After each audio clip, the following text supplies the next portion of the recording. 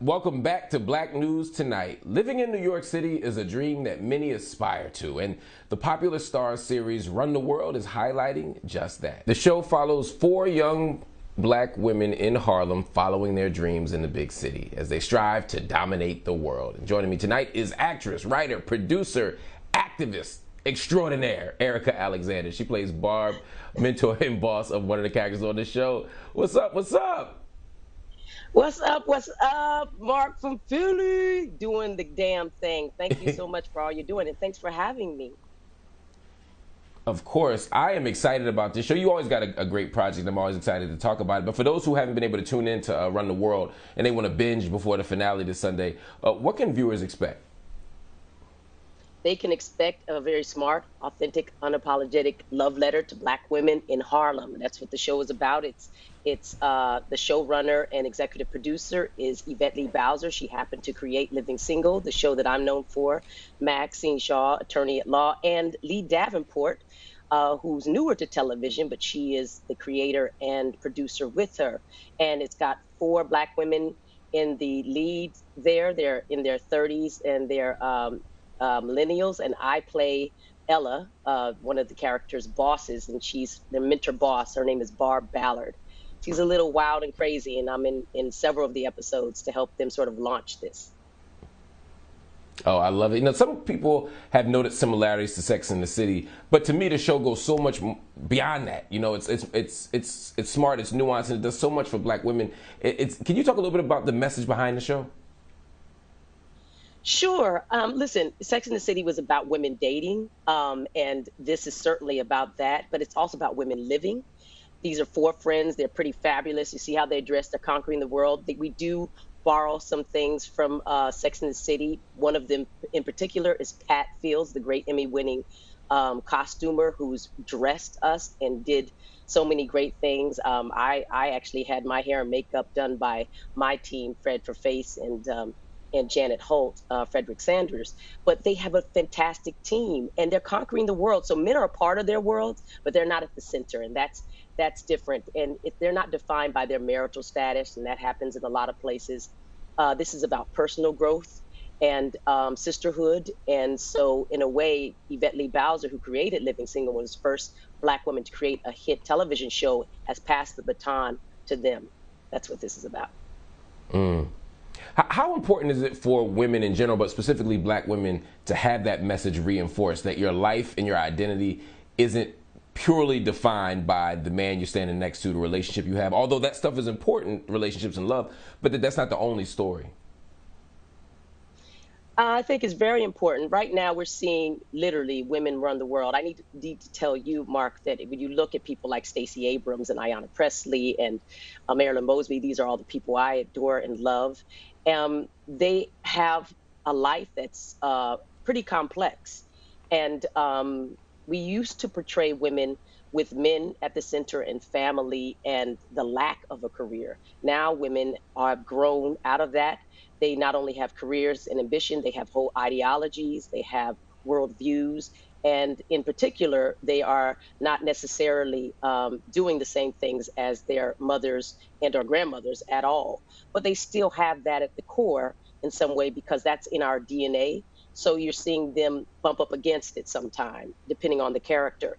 What I like about it is they are having an exploration of what it is to be human as a woman, as opposed to just being a woman in a Right. very small, undeveloped space.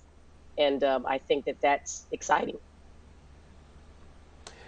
Have you seen throughout your career these types of opportunities open up more in terms of having roles that have depth and nuance and deal with black women characters with care, or is it still slim pickings? Well, if you ask me, I'll say it's slim pickings because until it's changed in a really I don't know, fundamental way, it is. We have you in that particular seat doing your thing, and if you ask me, if there's not enough Marc Lamonts, there's not enough smart, intelligent, but also challenging people doing media coverage in news, and that goes the same way in terms of story. I think one of the reasons why George Floyd died like he did is because we have been horrible storytellers up to this point. Not because Black people weren't trying to tell those stories. It's because they were led from a very white male centric point of view.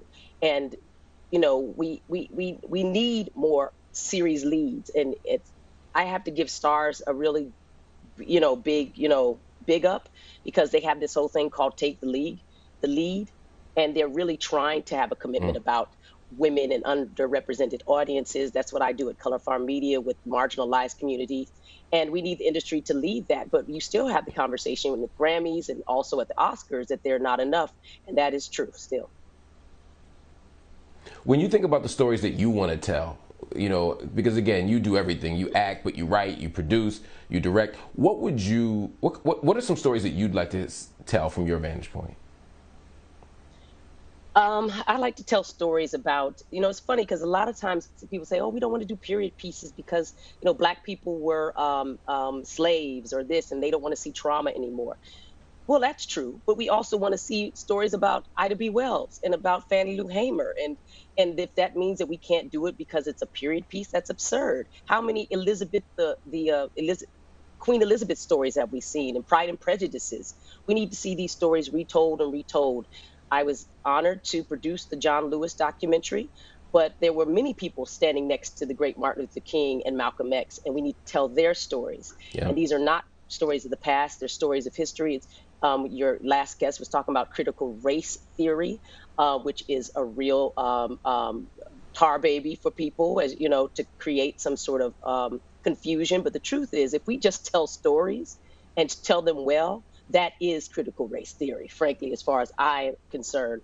And that's telling the truth about something that people have only spun in their favor, telling the truth about George Washington, telling the truth about, they have a great show, High on the Hog, which tells a story about James Heming and Hercules, the chefs who helped to create the cuisine that we call American cuisine and popularize it.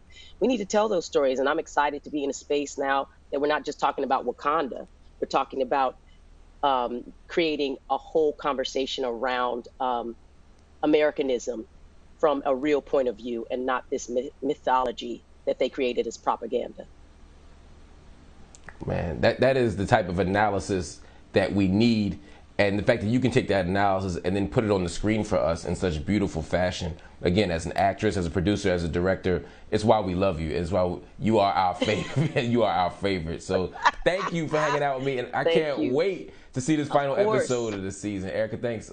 Oh, just always good to see you.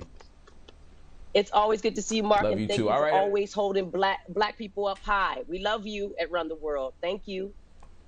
Oh, man, we love you too. All right, everybody, make sure you check it out Sunday on Starz. You don't want to miss it. Stay with me. Much more coming up on Black News.